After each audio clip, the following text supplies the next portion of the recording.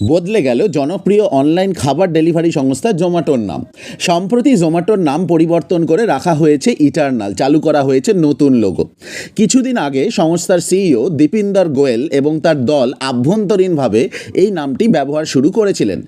সেই ঘটনা 2 বছরেরও বেশি সময় পরে সেটিকে আনুষ্ঠানিকভাবে নামটি পরিবর্তন করা হলো। ইটারনাল 4টি কোম্পানি জোম্যাটো, ব্লিঙ্কিট, ডিস্ট্রিক্ট এবং হাইপারপিওরের প্যারেন্ট কোম্পানি বা মূল সংস্থা হিসেবে কাজ করবে। নিজের এক্স মাধ্যমে একটি পোস্ট শেয়ার করে বিষয়টি জানিয়েছেন সিইও দীপিন্দর গোয়েল।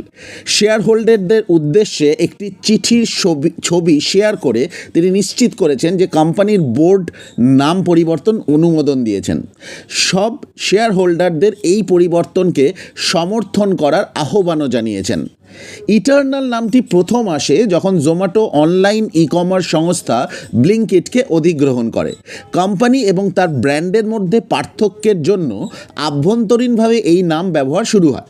গোয়েল জানান, তারা এই পরিবর্তনটি জনসমক্ষে প্রকাশ করার পরিকল্পনা করেছিলেন যখন জোম্যাটো ছাড়াও অন্য একটি ব্যবসা তাদের ব্র্যান্ডের ভবিষ্যতের একটি গুরুত্বপূর্ণ অংশ হয়ে উঠবে।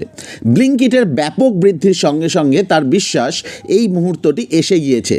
সিইও দীপিন্দর গোয়েল জানান, আমরা জোম্যাটো লিমিটেডের নাম পরিবর্তন করে কোম্পানির নাম ইটারনাল লিমিটেড রাখতে চাই।